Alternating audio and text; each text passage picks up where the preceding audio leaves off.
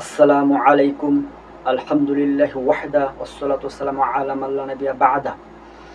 পুরান ঢাকায় প্রকাশ্যে পাথর মেরে নৃশংসভাবে একজন ভাঙ্গারি ব্যবসায়ীকে উলঙ্গ করে হত্যা। সুপ্রিয় মুসলিম ভাই বোনেরা, এটা তাওহীদবাদী দেশ। এই দেশের মধ্যে এরকম নৃশংস হত্যা দেখতে হবে যা কখনো কল্পনা করিনি। কারণটা কি ছিল? চাঁদা না দেওয়া। অন্য কারণ যদি হতো যে মনে করেন যে বিবাহিত নারী পুরুষ জেনা ব্যভিচার করেছে, সেটা ভিন্ন কথা। কিন্তু এটা কিসের জন্য? চাঁদা না দেওয়া। চিন্তা করেন, চাঁদা না দেওয়ার জন্য কতিপয় ব্যক্তি উগ্র হয়ে একটা ব্যক্তিকে প্রকাশ্যে হত্যা করলো। হত্যা করার কথা কি আর হত্যা করলো কি? হত্যা করার কথা তো যারা ধর্ষণ করে তাদেরকে, হত্যা তো করার কথা যারা যেসব নারী পুরুষ বিবাহিত নারী পুরুষ জেনা ব্যভিচার করে, যেটা প্রমাণিত, তাদেরকে তো হত্যা করার কথা। যারা মানুষকে নৃশংসভাবে হত্যা করে, খুন করে, গুম করে, হত্যা তো তাদেরকেই করা দরকার।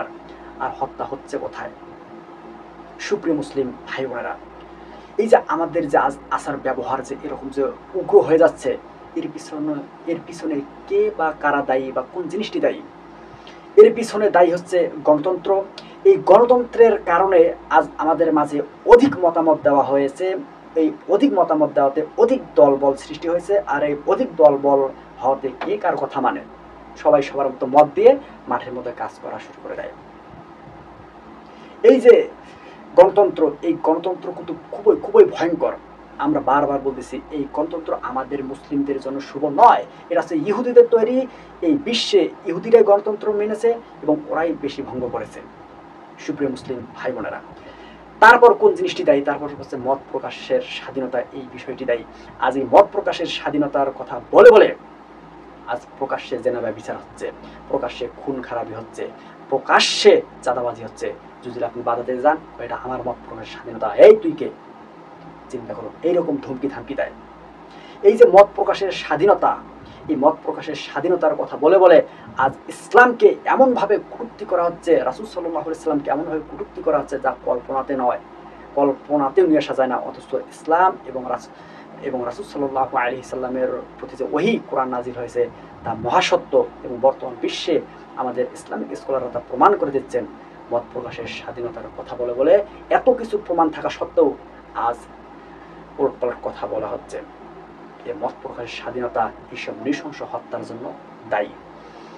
তারপর হচ্ছে শিক্ষা ব্যবস্থা। বর্তমান বাংলাদেশের মধ্যে যে শিক্ষা ব্যবস্থা বিরাজমান, এটি কিন্তু মুসলিমদের কোনো শিক্ষা ব্যবস্থাই নয়। এই যে আজ স্কুল কলেজ ইউনিভার্সিটির মধ্যে যে শিক্ষা ব্যবস্থাটা শুরু করা হয়েছে, যেটা পড়ানো হচ্ছে, তা একদম জঘন্য, বর্বর, নিকৃষ্ট।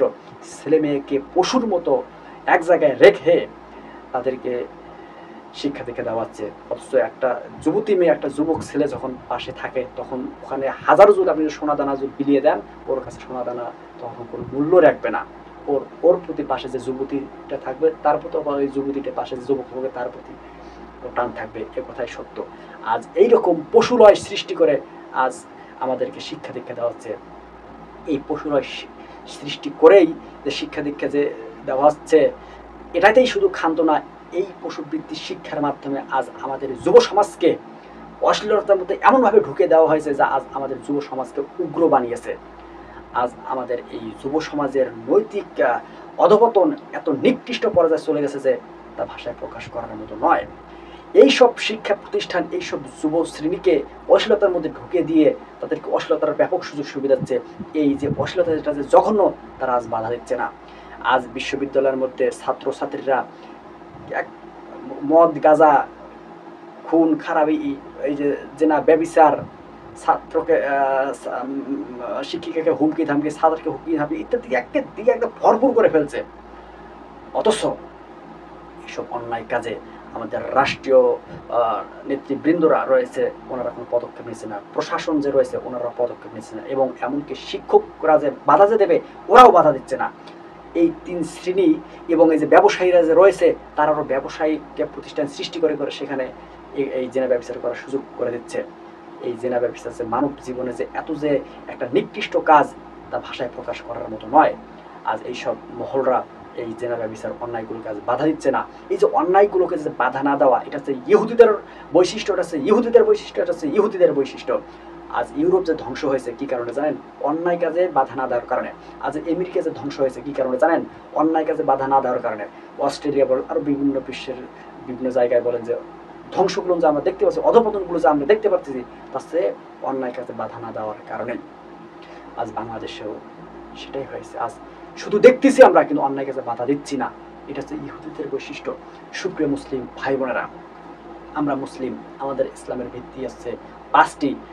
আলেমোলামারা বলেন যে ষষ্ঠ যে ভিত্তিটা, তা হচ্ছে যে সৎ কাজে আদেশ এবং অসৎ কাজে নিষেধ। এটা আমাদের জীবনে একটা গুরুত্বপূর্ণ আমাদের জীবনে এটা একটা গুরুত্বপূর্ণ বিষয়, এটা একটা গুরুত্বপূর্ণ দিক যে সৎ কাজে আদেশ করতে হবে, অসৎ কাজে নিষেধ করতে হবে সমান তালে। তাছাড়া কিন্তু এই যে অধপতনগুলো, এই যে বিপর্যয়গুলো, এগুলোকে থামানো যাবে না। সুপ্রিয় মুসলিম ভাই বোনেরা, এই অসৎ কাজগুলোকে আমাদেরকে যথাযথভাবে শক্ত হাতে দমন করতে হবে। এই জন্য সর্বাগ্রে আসতে হবে নেতৃ পর্যায়ের ব্যক্তিত্বকে, তারপর আসতে হবে প্রশাসনকে।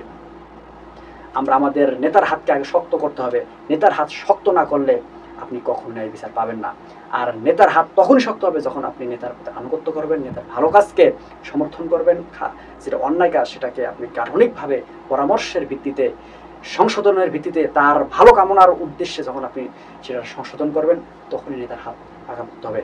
গণতান্ত্রিক পন্থাতে নেতা পরিবর্তন করে, আল্লাহর কসম করে বলতেছি, তার দ্বারা আপনি নেতার হাত শক্ত করতে পারবেন না, জাতির উন্নতি হবে না। তাই আমাদেরকে অবশ্যই নেতার হাত শক্ত করতে হবে, নেতার ভালো কাজে আনুগত্য করে মন্দ কাজের বিষয়াদিগুলোকে বাধা দিয়ে এবং সেই মন্দ কাজকে সুপরামর্শের ভিত্তিতে গাঠনিকভাবে নেতার ভালো কামনা করে তার সংশোধন করার মাধ্যমে আল্লাহ তাআলা আমাদের এই বাংলার জমিনে যাতে এইরকম নৃশংস হত্যা যাতে আর দ্বিতীয়ত যাতে না ঘটান। আমরা বলি যে হত্যা, খুন, খারাপ ইত্যাদি যাতে বন্ধ হোক, আমরা সেই জন্য কথা বলি। আর আমাদের যুব শ্রেণীরা এখন ভালোবাসে যে কোথায় কোন ঘটনা ঘটেছে সেই সব ঘটনা দেখতে এবং শুনতে, এবং সেই সব ঘটনা এবং নিজেরা অন্যকে বলতে ভালোবাসে। কিন্তু এগুলো যে বন্ধ হোক, বন্ধ হওয়ার জন্য যে পদক্ষেপগুলো যে নিতে হবে তা নয়। আর এই সব নৃশংস হত্যাকাণ্ড বন্ধ তখনই হতে পারে যখন কোরআন এবং সুন্নাহর আইন এই দেশে, রাষ্ট্রে, বিশ্বে যখন প্রতিষ্ঠিত হবে, তখন। আল্লাহ তাআলা আমাদেরকে কোরআন এবং সুন্নাহর আইন বাস্তবায়ন করার তৌফিক দান করুন। সুবহানাকাল্লাহুম্মা ওয়া বিহামদিক, আশহাদু আল্লা ইলাহা ইল্লা আনতা, আস্তাগফিরুকা ওয়া আতুবু ইলাইক।